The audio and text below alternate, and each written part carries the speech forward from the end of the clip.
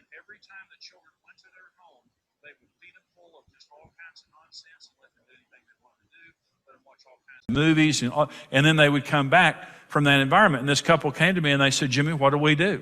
Because legally there wasn't anything they could do.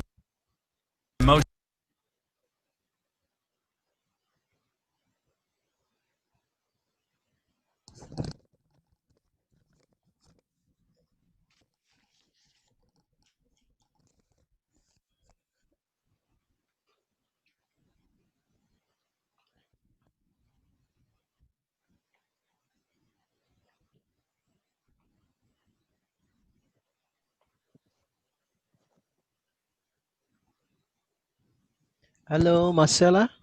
Hi. Just bear with me for a second if I haven't got the sound on. The sound's on. If I haven't got, if you can't see me.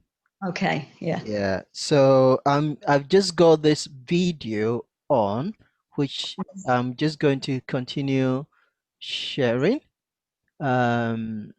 So that would just be creating the background, okay? Okay, yeah. And yeah. Emotionally damaged, when they've had a previous marriage or previous relationship. Okay, you say you don't love them as much as I love them. The greatest love on earth is a decision, not an emotion. I can choose to love your children just as much as you do. I can honestly say today, I love those kids like my own, but it didn't happen overnight. It's a commitment to a process.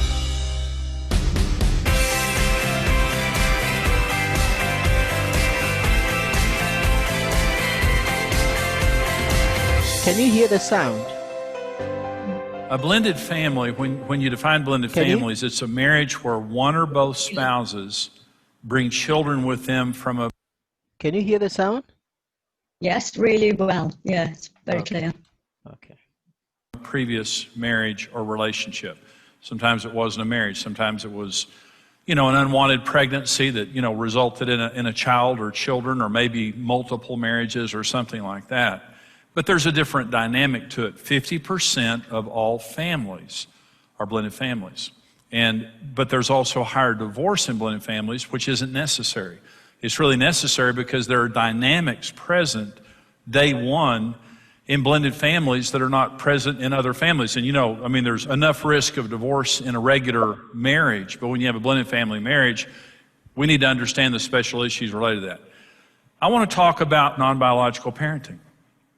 And this is a very special challenge for blended families. And here are the challenges. Number one, the protective instincts of a biological parent, keeping their child away from the step-parent. Now, this is one of the leading causes of divorces in blended families. The law of possession, there are 4 laws of marriage in Genesis 2:24 and 25. For this cause a man will leave his father and mother. That's the law of priority. Second law here, it says, and will cleave unto his wife. That's the law of pursuit. You energetically pursue your spouse. That's what cleaving means. And they two shall become one. Not 1.3 or 1.8, but one. And the only way that two things can become one is if you both surrender everything to the relationship. In Luke 14, Jesus said, you can't be my disciple unless you give up everything you have. Because anything we won't give up is an idol, and it threatens the relationship. Okay, it's telling Jesus this is more important to you. So when you come into marriage with children from a previous marriage, the non-biological parent has to share ownership in that child. They can't be on the outside. And I understand they're not the biological parent, and they shouldn't try to replace the biological parent. But they have to be an equal. But there's just this natural thing that says this is another thing here. It's not trusting each other with decisions related to children or stepchildren because of favoritism, or you don't love them because you don't love them like I love them. Okay, well, let's talk about that for just a minute. Again, marriage is trust. And if you don't trust a person with your children, never marry them. You're making a huge mistake. But when you marry somebody, they become co-owners of those children. They have to have ownership of those children. And you say, but you become protective. And you say, well, you don't love them as much as I love them. Well, let me talk about this for just a minute. Okay, first of all, a lot of people are very emotionally damaged, when they've had a previous marriage or previous relationship. Okay, you say, you don't love them as much as I love them. The greatest love on earth is a decision, not an emotion. Jesus said, love your neighbor as you love yourself. That word is the word agape, and that means a love by choice. I can choose to love your children just as much as you do. And what God's love is doing what Jesus would do regardless of emotion or circumstances. Let me say another thing. You know something? Your emotions actually may be working against you because of what you've been through. And the objectivity of the non-biological parent may be the best gift that God's ever given you. And when you take your children away from your spouse, when they should have ownership.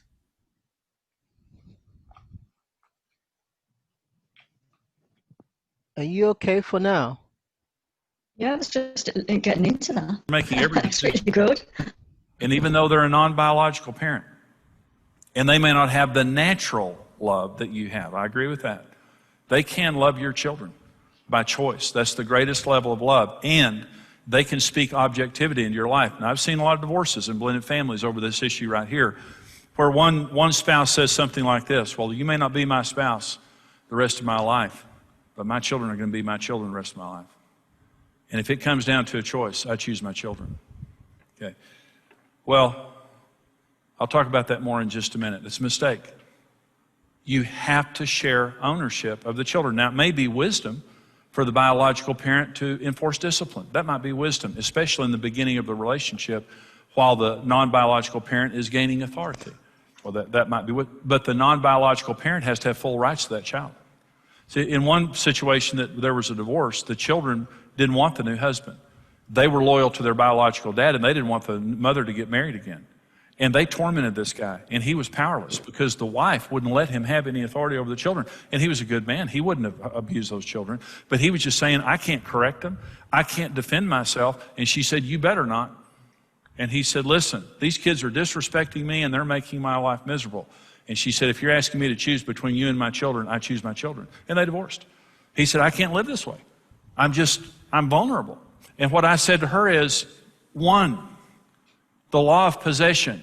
If you didn't trust him with your children, you should have married him in the first place. But marriage is trust. So parent those children together, and those children need to see you operating as a team. They need that. Another issue of non-biological parenting is the natural sexual barriers are missing. And that doesn't mean there needs to be an atmosphere of mistrust. You just need to understand, though, there is a natural sexual barrier biologically that when you have a step parent in the family, there needs to be a higher level of modesty and accountability. It's not an atmosphere of mistrust, it's just wisdom that just says we need to wear robes more often. We need to wear clothing that's a little bit more appropriate and modest than we might, and there just needs to be a higher level of wisdom and accountability because that natural barrier is missing. Child support. Let me talk about the law of possession for just a minute. This is one of my relatives divorced. She married into a blended family situation, and when she married into it, he was paying child support to his children, his ex-wife, the way he should have. He was a good man. This is a really good man. And every time they wrote that check, my cousin got mad at her every month. She just couldn't handle the fact that this money was going to his ex-wife, and she picked up an offense toward his ex-wife, and it just tormented her until ultimately they divorced. Listen, the law of possession says your debts are my debts. Your assets are my assets, your liabilities are my liabilities. And if you've got children from a previous marriage that need to be supported, I fully own that, and I will fully do that with a good attitude, supporting you and your children. But she didn't do that. She would not assume the liability of him making that payment. And what happened was the marriage just tanked. It just went south. And so we have to understand that in marriage there is this law of possession. There's one other thing I want to talk about related to children is visitation. Children coming and children going. And this is one of the most agonizing issues I've ever helped families with. I'm thinking of one family in particular, and this was an ex-spouse that was spoiling the children and letting them have all kinds of exposure to ungodliness with them and their new spouse. Every time the children went, and they knew it, and they were using the children as weapons against them. And every time the children went to their home, they would feed them full of just all kinds of nonsense and let them do anything they wanted to do, let them watch all kinds of movies, and then they would come back from that environment. And this couple came to me and they said, Jimmy, what do we do? Because legally there wasn't anything they could do. They weren't doing anything illegal. They were playing the children off of each other, and they were trying to spoil the children so they would be favored. And I said, number one, do not communicate through the children. Don't do that to those kids. You communicate directly with your ex-spouse and their spouse, and don't use those children as messengers. Okay, let the adults do the communicating, not the children. Number two, every time those children leave your home, you pray over those kids. And you pray protection over their mind, their heart, their memory, their sexuality, their attitudes. You pray that God will go with them wherever they go and supernaturally protect them. Number three, do not take for granted every day you have with that child, and don't you play that game. You be righteous. You have standards. You love those children. You take those children to church, regardless of what don't be legalistic. Be fun and be fair, but you expose those children, and do not underestimate the power of God to impact those children's hearts, because righteousness is more powerful than sin. And they may be going into a home of your ex-spouse or someone, and they're being exposed to all kinds of stuff. Let me tell you something. The Spirit of God is more powerful than the spirit of the devil. And don't let fear and discouragement get over you. You communicate to the adults. You pray over your children coming and going, and you don't lower your standards because somebody else has. They'll lose that fight. They'll lose that fight, I promise you. And when those children get old, the Bible says when you train up a child in the way that they should go, when they get old, they won't depart from it. When those children mature, they'll bless you for your righteousness, and they'll look at this other person who is doing that, and they'll say, grow up. I love you, Mom. I love you, Dad, but why did you do that when I was growing up? Why did you say those bad things about Mom and Dad? Why did you do those things? Why did you let me get involved in those things? You were supposed to be the adult. And they'll turn back to you, and I promise they'll thank you for what you did. You need to be fair. Don't be legalistic. But you just have faith in the power of God. Hope you enjoyed that teaching. You know, I love teaching to blended families because, you know, they have special issues. And you can have a very successful blended family. Half of all families today are blended families. And we know of many successful step families. In fact, we interviewed successful step families, and out of that, we created a resource called Blending Families. It's a book. It's also a workbook. It's also a set of DVDs, and we want to put these into your hands. Right now, for your gift of $25 or more to Marriage Today, we want to send you the book, Blending Families. Now, this is some of the teaching that you heard today, plus it's the interviews, the excerpts of interviews from these step families telling you how they overcame their problems. We talked to them about everything that blended families face, the special challenges that they face, and they told us in this book how they overcame all the problems that you might face. And so you're going to get a lot out of the book. For $65 or more, we want to send you the Blending Families book plus the DVD set. This is them in person telling you in these interviews how they overcame their problems. For $90 or more, we'll send you the book and the DVD set along with the workbook. This workbook now is something you can go through as a couple. It's something that you can have a Bible study or a small group with and help other couples to overcome the problems that blended families face, the special problems they face. But listen, how to thrive in a blended family, how to have the family and marriage of your dreams, but to be able to deal with, to be equipped to deal with the special problems that you face. What a great set of resources we have, and here's how you can get them.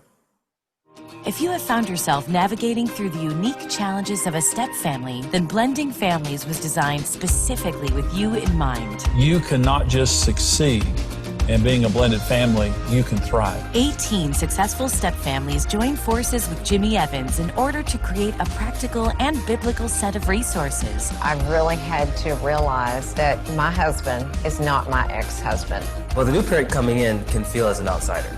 It's not the same as your mom. I mean, I'm just not their mom. For your gift of $25 or more, we'll send you the Blending Families book. For your gift of $65 or more, we'll send you the book and companion videos. For us, having a blended family is something that we treasure. For your gift of $90 or more, we'll send you the Blending Families book, videos, and workbook designed for couples, private study, or group study. Order today and set out on the exciting journey toward the healthy and happy blended family you always dreamed you could have.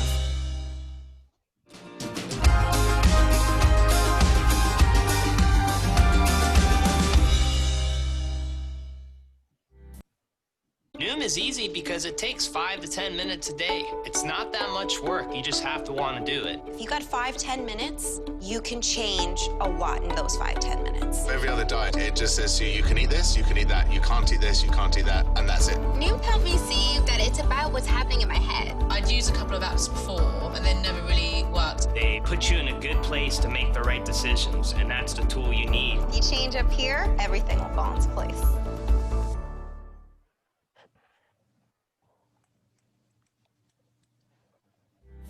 Honestly, how can you say you love that stepchild the same as your biological child when there's been so much more history?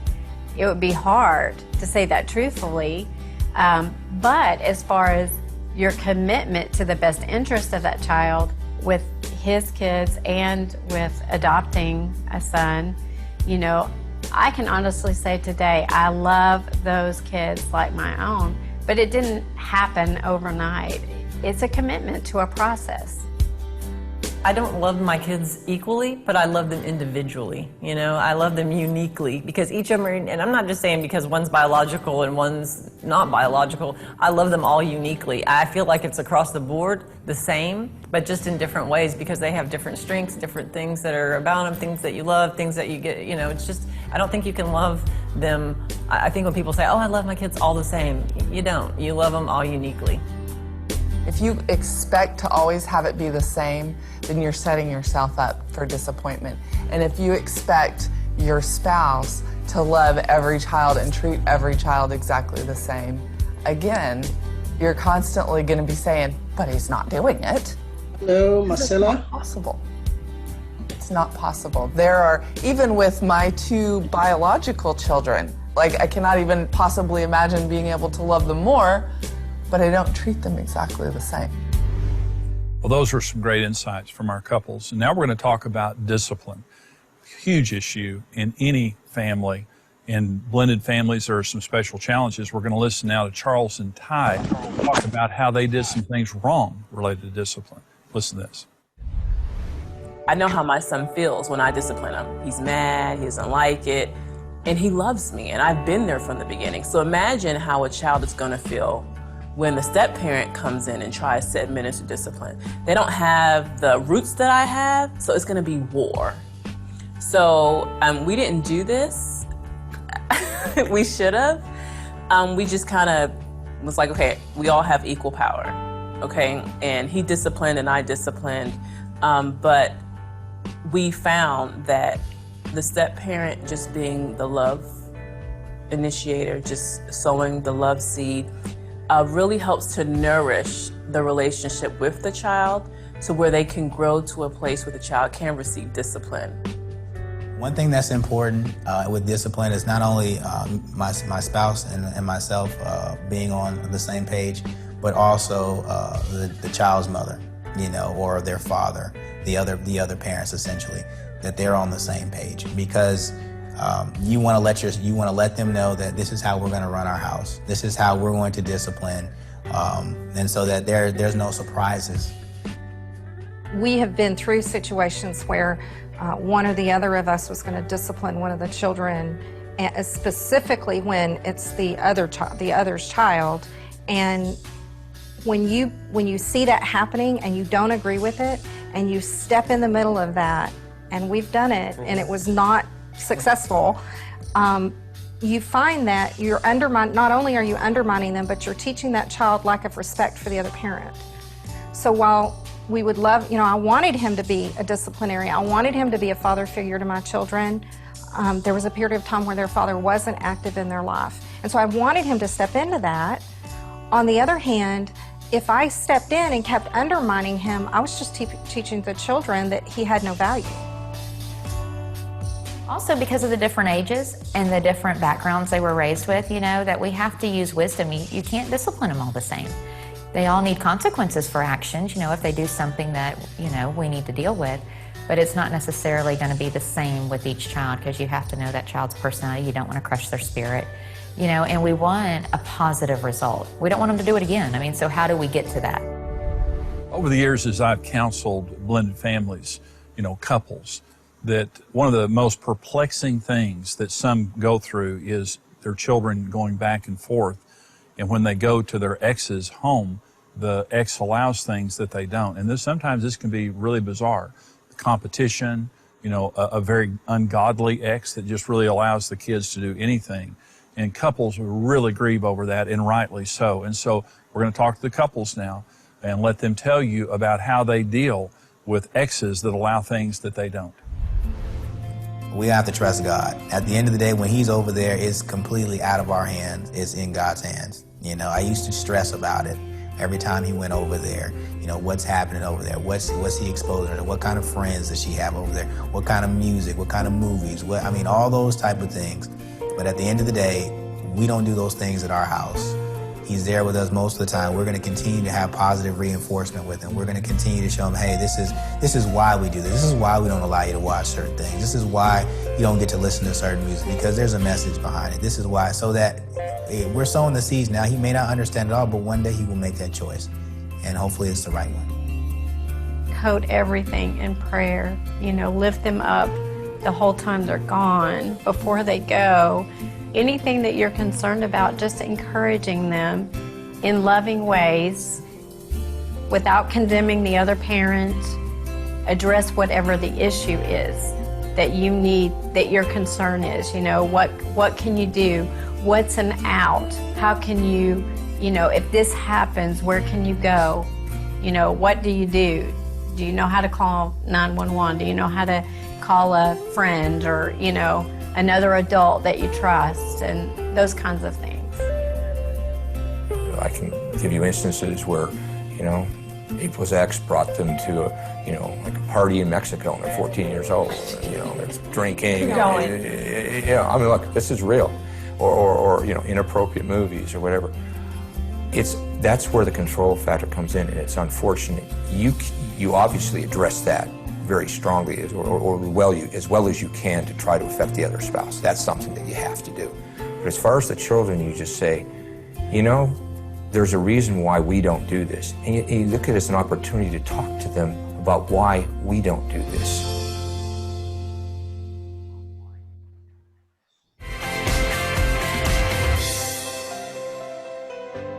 Let me talk specifically about parenting. Over the years, I've helped a lot of blended family couples and deal with the issues of parenting. And obviously, there are special issues there. And I talked about the law of possession. And not just your assets, but your liabilities belong to me when we get married. God said in Genesis 2, they two shall become one. Marriage only works if you share everything. I mean everything. And anything that you will not share with your spouse will destroy your marriage relationship. It will. Children, see, sometimes there's this feeling that, well, my kids have gone through a lot of pain, and I don't want to put them through any more pain, so I'm going to have to protect my kids in this relationship, and that's more important than the marriage. Well, first of all, the kids are going to smell blood in the water. Those children instinctively know that they have divided you, and they're going to use that then to their advantage, and also many times to punish the non-biological parent because they don't want them around. They want their parents to be married. They're still loyal to their biological father or mother. And so your children need you to be a united front. And the way that happens is when you get married, you date to establish trust. There has to be a sufficient level of trust when you get married. You're not married still trying to figure out if you trust your new spouse with your kids.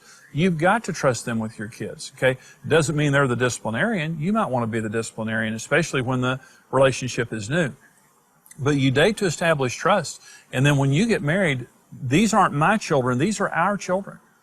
And I realize you may not be the biological mother or father, but you are a mother and father. In this home, you are the mother or the father that is my partner, okay? And so you have full ownership of these children, and so do I. So all of the decisions that we make, we are going to make together, for mine and for yours and for ours. All decisions are made together, and the children cannot separate us. Once we've made a decision related to the kids, and there can't be preference. You can't prefer your children. There can't be things that you do for your child, your biological child, that you don't do for your non-biological children. In every family, fairness is important. In blended families, it's extremely important. There has to be fairness, there has to be equity, and the only way that you can ensure that there's going to be fairness is you make every decision together and don't let the kids separate you. If there's child support going out, you're not paying child support for your child, it's our child that's going to. It's not going to your ex-spouse, it's going to support our child.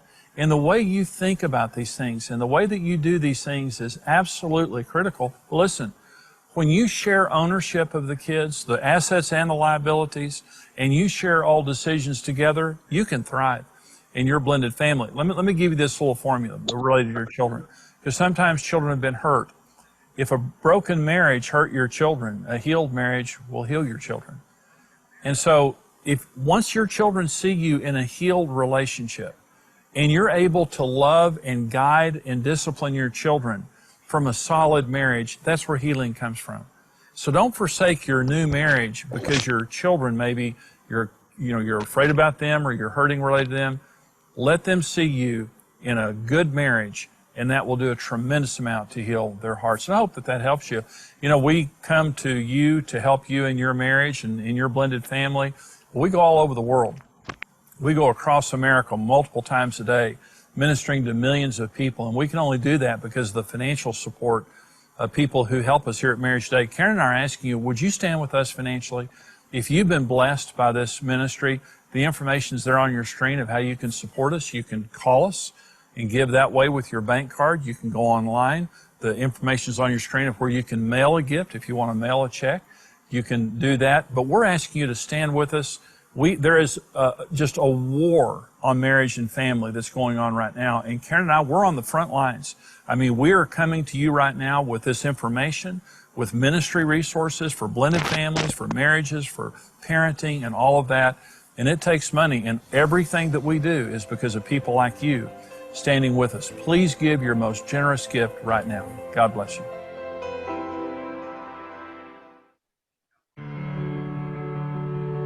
Right now, less than half of adult Americans are married. Love in our society has become a very fickle thing, and something that a lot of people say that you can't understand. Nobody knows, about love, and if once you've fallen out of love, you can't get it back. I've lost 13 pounds so far, and I'm only on week 5. I've been doing...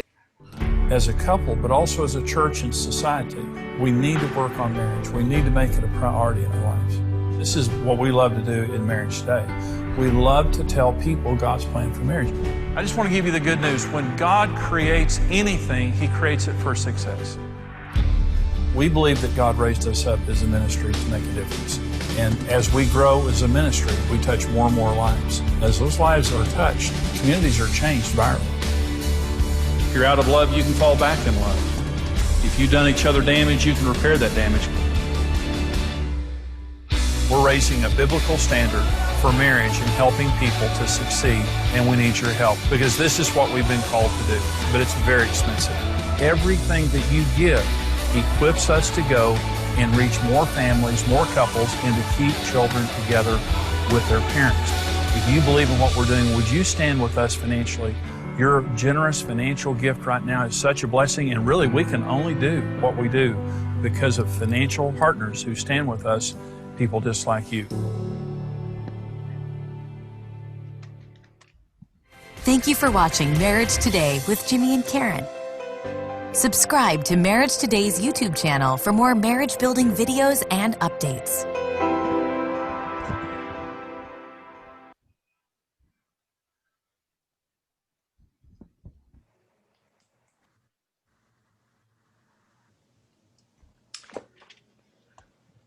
Well. No one turned up. Did you find that useful? Yeah, really interesting. Yeah, really good. Yeah. Okay. Well, I just want to give context to this session to everybody watching this. This is our third Mission and Development Monthly Family Life in Mission session. The topic is empowering strategies for lifting mindsets in children of separated, divorced, and unmarried parents. We've just watched a clip on blended families by speaker Jimmy Evans, who is American, and he comes from a faith background as well, Christian faith background. So before we go any further, Marcella, it's lovely to see you. Thank you. How are you today? I'm very well, thank you. How are you? I am very well. Marcella, do you want to set the context by sharing something from your heart and a prayer? Please. Concerning the videos we just saw, you mean, or? From your heart, so it doesn't have to be.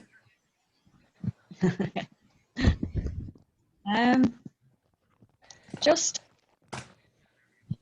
something that happened to me recently with my own children. As you know, John, I had a family meeting last week because I was well aware that my children, especially my youngest and my eldest, were really suffering with hurt and trauma from my marriage breakup. That was 11 years ago. And I've seen, especially more recently, the effect that's had on them in a really bad way. And I felt that I had to do something to kind of help that situation. So I called a family meeting last week with my ex-husband and my two daughters, and just found it such a blessing just to talk about issues that my daughters were struggling with, and just to be open there to listen to them and take on board what they were saying. And I just want to thank God for being in that meeting and for the healing that He's starting to bring to my children. And just listening to that video there made me realise the importance of when another couple come together from a broken marriage and you remarry, how important that relationship is to your children. And especially the emphasis on that the step parent has towards the children of their husband or whatever. I hadn't really looked at it that way, that you actually become a parent for those children as well. And I'll be honest, I never saw it in that way at all. I just saw them, oh, well, you're a step parent.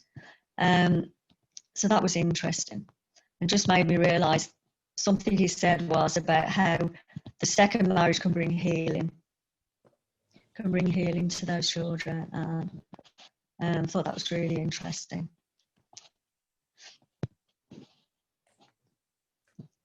Thank you, Marcella.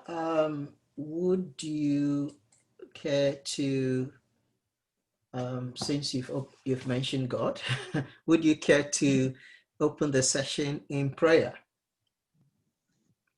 Father, we just thank you. Please. Father, we thank you for another time that we can have our family forum. And we just ask that you will be in everything that is discussed today. We pray that we will encourage those who are listening, that we may give wisdom and guidance in some way. And we just ask that you will bless it now in Jesus' name. Amen. Amen. Okay. So I want to set the scene for this session, and I want to go back to sharing something that I blogged a few years ago on YouTube. And basically that was my reflection when I was going through a situation which is the breakdown of a relationship. So I'm just going to read something, and this was written exactly 10 years ago. So that was actually the 12th of August, 2010. So is it all right? I just want to read it. Is it okay? Yes.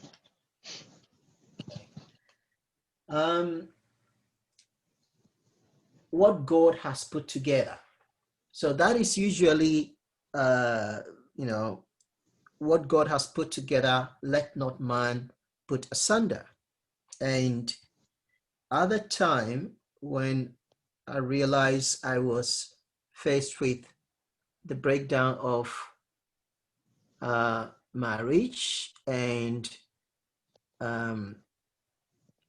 I had to look at what was happening from my belief system, my theological faith belief system, my Christian belief system. And I had to look at it from other perspectives as well. And as a healthcare professional, I started thinking about what happens when somebody is involved in a health crisis. What happens if they are involved in an accident? Am I clear enough? Should I speak louder? Yes. No, you're fine. Yeah, very clear. Okay.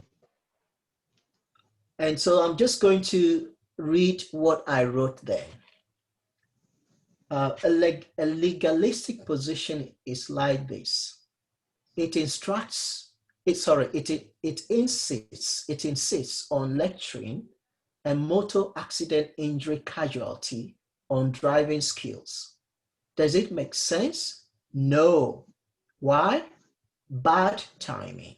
Because the casualty needs basic first aid, prompt emergency treatment, person may be in a critical state. Well, if it doesn't make sense to an accident injured casualty, it shouldn't be the approach used in dealing with a range of situations involving Christian living.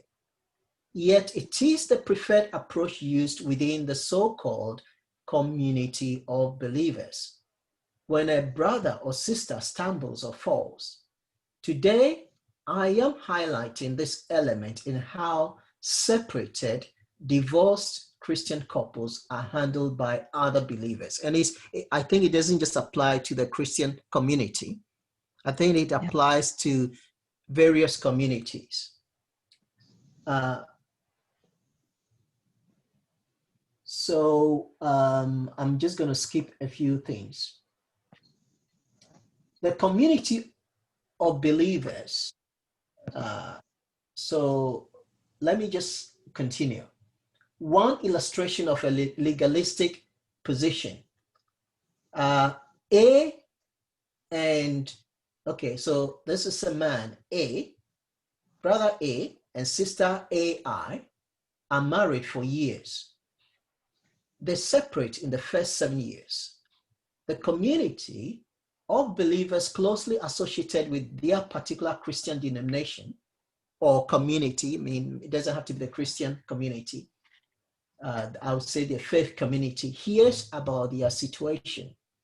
Immediately, a lot of pressure is piled on them with well-intentioned scriptural admonitions such as God hates divorce, what God has put together, let no man put asunder. And as if this is not enough, they are also made aware of scriptures such as he who divorces his wife stroke husband, except on grounds of sexual immorality, and remarries, commits adultery. Incidentally, so let me just explain what I meant in that blog. I am not suggesting that divorce isn't a violation of God's commandments according to the scripture. I'm not suggesting that at all. I acknowledge that based on the text, divorce, the breakdown of marriage, is a violation of God's scriptural commandments. So all I'm saying in this is the timing.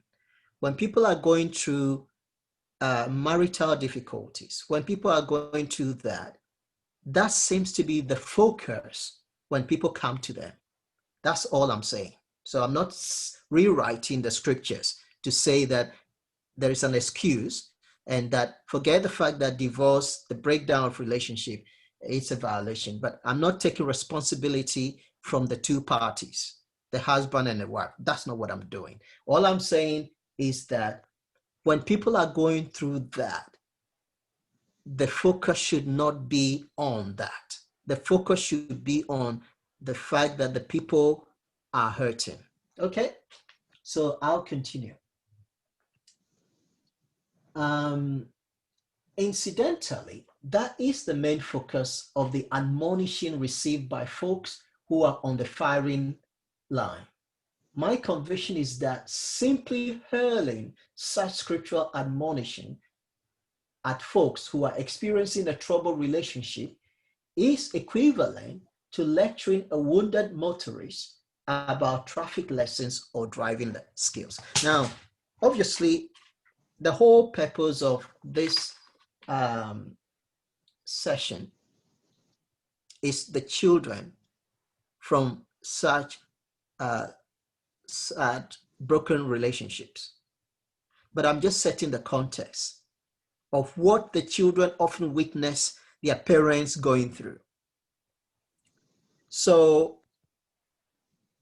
their parents are juggling with the breakdown of a relationship.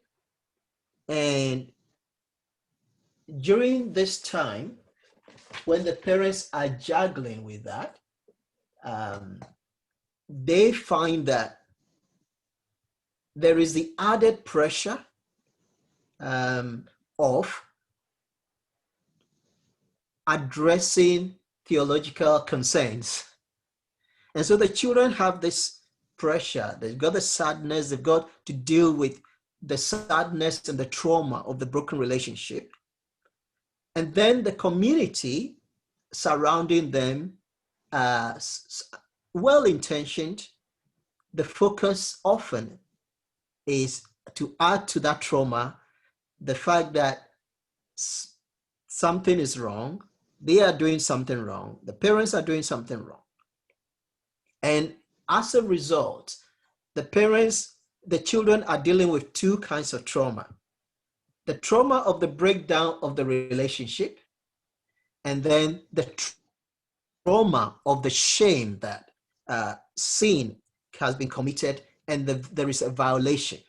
Okay, now welcome, Sally. We're just having a discussion, and so I'm going to just give a recap, or maybe Marcella, you can give a recap of what has taken place so far, and then I'll continue focusing on this subject. Before we actually started talking, John was showing us some videos about couples who remarry and children brought into that relationship, and the responsibility of the step parent to take full responsibility for that child as well, and how important it is that that relationship is equal. The new space is seen as an equal, and they agree on everything. I think that was it, wasn't it, John?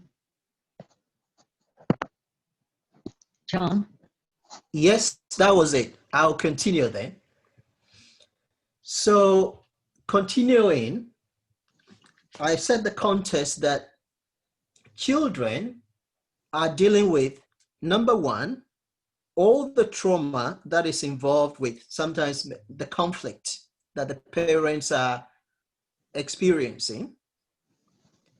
And then the faith community who come into the picture, it seems the focus often is, and this is well-intentioned, the focus is on reminding the parents of their marriage vows, reminding them that they shouldn't break up the relationship. And obviously, the reminder is done using clear scriptures about how if they then go ahead and the relationship is broken and they go their separate ways, they would be confronted by, the judgment of God, the penalty, which it says in scripture. So children have to process all of these things. The shame that they are the product of a relationship that has broken down, and also the guilt that not only is that relationship broken down, which they are product of, but there is penalty for the parents for the relationship because the parents have not made that relationship work. Okay, today I'm not focusing on the parents. I want to focus on the children.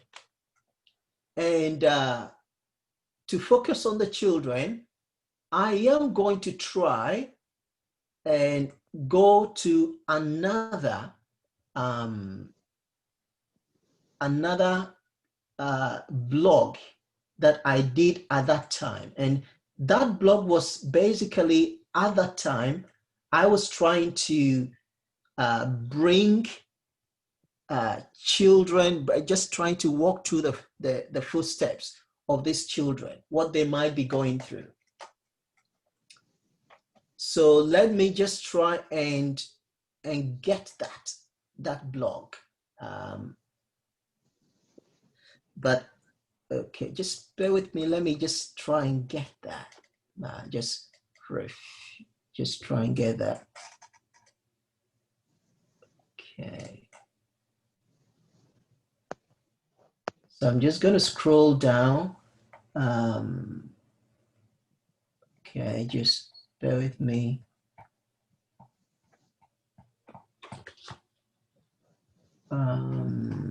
Okay. So I think the way to do it is I'll go right to the starting. Okay, and I'm on the YouTube place now. So John Benega. So here we are. So what?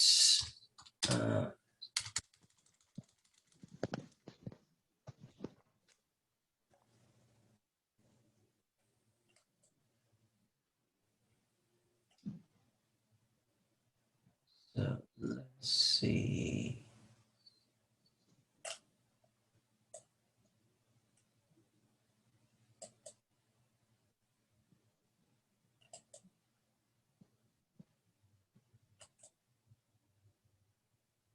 Okay, so I'm just going to share this unscripted because I'm not able to get this particular blog. So I'm just going to come out of this. Now, what is the mindset of these children who are products of a divorced, separated, or unmarried union? One of the ways I have learned about dealing with what has gone wrong, one of the ways I have learned is you deal with what has gone wrong by highlighting what a good model or what is right looks like. So let's just look at the picture of children in general and what looks normal. But before we do that, I think I've got a chart that I want to look at. Somebody has sent a chat. Okay, Sally said she can see me, but she cannot hear. I can hear you. I can hear you. I've been following for some time now. Okay. Now I can hear. Okay. Okay. So Sally, do you want to come in? Because obviously not in my case, but you probably have a perspective to this just briefly before I continue? I just got in, so I don't actually know where you have reached. You are talking about the trauma that children, when they are young, is that not it? Experiences that Yes. traumatize children. Okay, you know what the subject was, how to lift the mindset of children who have gone through that trauma. So empowering strategies for lifting mindsets in children who have gone through the experience of separation, divorce, and whose families are unmarried. So it's all about strategies, ways of empowering them. So anything that you have to share before I actually continue, because I'm actually going to be looking at it from the positive side. So do you have anything to share before I go on? We've got about yes. Okay, 4 minutes left. I have the yes. Okay, I have had parents. So we've got about 4 students. minutes left. Okay. Okay. I've had children in school. I want you to continue, and when we come back, then I would just share what I was going to share. So just between you two, I've had children in school. Some were very violent because there was one morning a child came to school very late and she was just crying. I mean, this child was really very violent. So that day I said, "What is wrong?" And then she told me about how her father beat her mother, but the mother she was talking about, in quotes, was not even her real mother. Her mother had left the home when she was really very young, I mean, before 1. So this other lady, the father got married to, was taking care of her. And she was about 5, 6. So that morning, what she experienced, and I was really very touched. So, I mean, I could not help it. So I asked children in the class. I had Indians, I had people from almost all over the world who have ever had an experience before. And I was surprised that there was only 2 students who have not really gone through this. All these young children at that young age, they have seen their mothers abused before them. And you see that they have some queer behavior. Either they are violent, either they are very stubborn, either they don't show any form of love just because of what they have gone through. So trauma really brings negative attitude to children. I've had girls in church who have said that, okay, I want to get married and show men that I can also be somebody. I am a woman. But when you go through their life, you see that when they were young or one time in their life, they've gone through something negative. So they want to tell the world that, we can also make it.